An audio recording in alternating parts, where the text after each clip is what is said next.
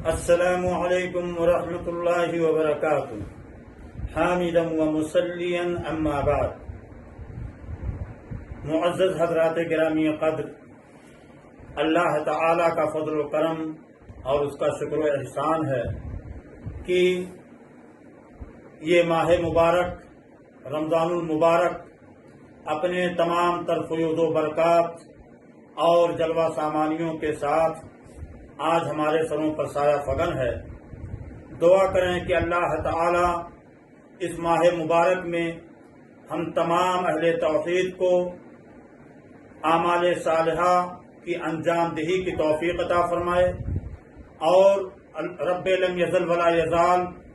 ہماری ٹوٹی پھوٹی تمام حسنات اور نیکیوں کو صرف قبول بخشے۔ میرے بھائیوں، بزرگوں، عزیز دوستوں، آج کی اس نشست میں میں لیلۃ القدر کے تعلق سے آپ کے سامنے گفتگو رکھنا چاہتا ہوں۔ لیلۃ القدر کے بارے میں آپ سب جانتے ہیں کہ قرآن کریم میں اللہ تعالی نے مستقل ایک سورت لیلۃ القدر کے تعلق سے نازل فرمائی ہے، اور اللہ نے اس سورت میں اس بات کی وضاحت فرمائی کہ اللہ تعالی نے اس رات میں قرآن کریم کا نزول فرمایا ہے، اور پھر اللہ فرماتے ہیں کہ وما ادراک ما لیلۃ القدر، اے میرے نبی آپ کو کیا پتا کہ لیلۃ القدر کیا ہے؟ لیلۃ القدر خیر من الف شہر، لیلۃ القدر یہ 1000 مہینوں سے بھی زیادہ بہتر ہے۔ اور نبی کریم صلی اللہ علیہ وسلم نے اپنی احادیث مبارکہ میں لیلۃ القدر کے تعلق سے متعدد احادیث میں اپنی امت کے لوگوں کو ہدایات دی ہیں۔ خود ہماری اور آپ کی پیاری ماں ام المومنین عائشہ صدیقہ طیبہ طاہرہ رضی اللہ تعالی عنہا فرماتی ہیں، اور یہ صحیح البخاری اور صحیح مسلم کے اندر یہ حدیث ہے، فرماتی ہیں کہ اللہ کے رسول صلی اللہ علیہ وسلم کا معمول اور آپ کی عادت مبارکہ یہ تھی کہ اذا دخل العشر، کہ رمضان المبارک کے جب آخری ایام داخل ہوتے، شد معذرہ، تو اللہ کے رسول صلی اللہ علیہ وسلم کمر بستہ ہو جاتے، اپنے ازار کو باندھ لیتے، یعنی اللہ کی زہد و عبادت کے لیے تن من دھن کے ساتھ پوری قوت اور عزیمت کے ساتھ آمادہ اور تیار ہو جاتے۔ وَأَحْيَا لَيْلَهُ، اور آپ اپنی پوری رات کو اللہ کی زہد و عبادت میں، ذکر و اذکار میں، توبہ اور استغفار میں، نوافل کے اہتمام میں، تلاوت قرآن میں، اللہ کی بارگاہ میں دستے سوال کو دراز کرنے میں گزار دیتے، اپنی اس رات کو زندہ رکھتے، بیدار رکھتے۔ اور پھر مزید فرماتی ہیں کہ وَأَيْقَظَ أَهْلَهُ، کہ اللہ کے رسول صلی اللہ علیہ وسلم اس مبارک رات میں اپنے اہل خانہ کو بھی بیدار فرماتے۔ اور ایک اور حدیث میں جس کو